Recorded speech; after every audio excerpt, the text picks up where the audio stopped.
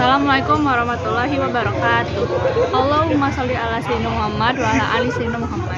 Yang terhormat kepada Bapak Haji Lukman Hakim MPD selaku Kepala Sekolah Semester 1 Bandar Lampung. Yang terhormat kepada Ibu Dr. Andes Hajah Sainu Paria selaku Wali Kelas 11-1. Yang terhormat kepada Umi Indah Agung Suprapti MPD selaku Guru Akidah Akhlak kelas 11-1. Lalu yang kami sayangi orang tua yang selalu mendoakan kami dan yang selalu kami banggakan teman-teman seperjuangan. Izinkan saya memperkenalkan diri, nama saya Azhara Banfis Kalista dari kelas 11-1.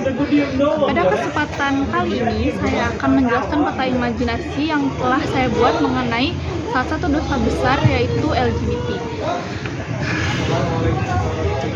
LGBT adalah singkatan lesbian, gay, biseksual, transgender. LGBT merupakan perilaku seks menyimpang bertentangan dengan hukum Islam dan sangat mengkhawatirkan bagi kehidupan umat manusia. Fenomena LGBT telah menjadi wabah baru termasuk Indonesia. Dalam pandangan Islam, LGBT merupakan perbuatan yang sangat dilarang karena sudah menyalahi fitrah manusia. Saya di sini akan menjelaskan apa saja yang ada di LGBT. Yang pertama adalah lesbian. Lesbian yaitu pasangan perempuan dengan perempuan, atau bisa dibilang wanita yang mencintai atau merasakan rangsangan seksual sesama jenisnya, atau disebut sebagai wanita homoseksual. Lalu yang kedua ada gay, yaitu pasangan laki-laki dengan laki-laki, atau bisa dibilang laki-laki yang mencintai atau merasakan rangsangan seksual sama jenisnya, disebut sebagai laki-laki homoseksual. Lalu yang ketiga ada biseksual. Biseksual yaitu orang yang punya sifat kedua jenis kelamin, bisa laki-laki atau perempuan, lalu mereka tertarik kepada kedua jenis kelamin, baik kepada laki-laki maupun kepada perempuan. Yang keempat adalah transgender, yaitu orang yang memiliki gender atau ekspresi gender yang berbeda dengan seksnya yang ditunjukkan pada saat lahir. Orang-orang transgender kadang-kadang disebut transseksual jika ia menghendaki bantuan medis untuk merubah alat kelaminnya. Dalam khazanah keilmuan Islam, ada beberapa istilah yang berkaitan dengan LGBT, yaitu sihak, liwat, dan tahanut tarojul. Lesbianisme akan merujuk kepada sihak, gay merujuk kepada liwat, biseksual akan merujuk kepada liwat atau sihak, sementara transgender akan merujuk pada kecenderungan banci atau tomboy yang termasuk pada kategori tahanut tarojul. Dasar keharaman LGBT terdapat pada Quran Surah Al-Mu'minun ayat 5-7, lalu Quran Surah An-Nisa ayat 119, kemudian Al-A'raf ayat 33. Menurut Asy-Syamkiti, yang dimaksud melampaui batas dalam surat Al-Mu'minun itu mencakup zina, liwat, dan semisalnya. Kemudian dalam Quran Surah An-Nisa ayat 119, Allah SWT mengingatkan tentang sumpah iblis yang akan membisikkan ke hati manusia supaya merubah fitrah manusia. Dalam hal ini, maka perilaku LGBT merupakan perwujudan dari sumpah yang disampaikan iblis tersebut, yaitu perilaku mengubah fitrah yang sudah ditentukan oleh Allah.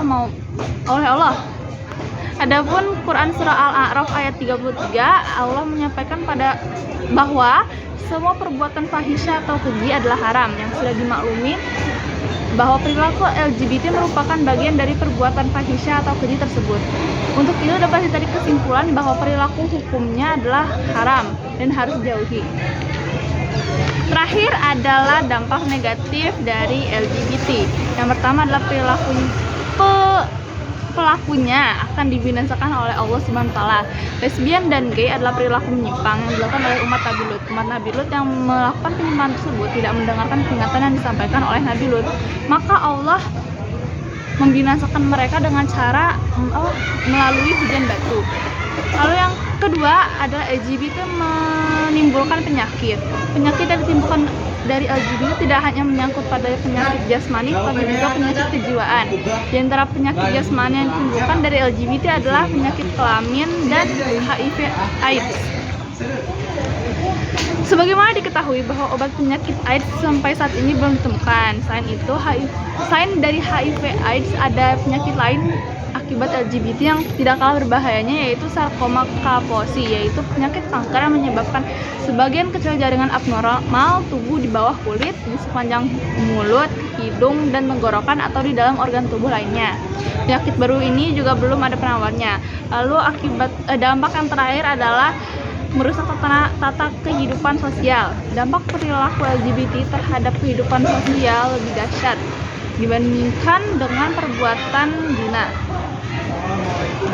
Perilaku ini akan merusak tatanan sosial karena sudah tidak memperhatikan nilai-nilai sosial dan agama yang menghendaki adanya keteraturan dalam tata nilai kehidupan manusia. Kehidupan manusia sosial semakin terpuruk karena banyaknya perilaku menyimpang seperti tindak asusila, pelecehan seksual, perzinaan yang merajalela, dan masih banyak lagi dampak lainnya. Selesai sudah penjelasan yang saya berikan. Sekian dari saya, kurang lebihnya saya mohon maaf. Wassalamualaikum warahmatullahi wabarakatuh.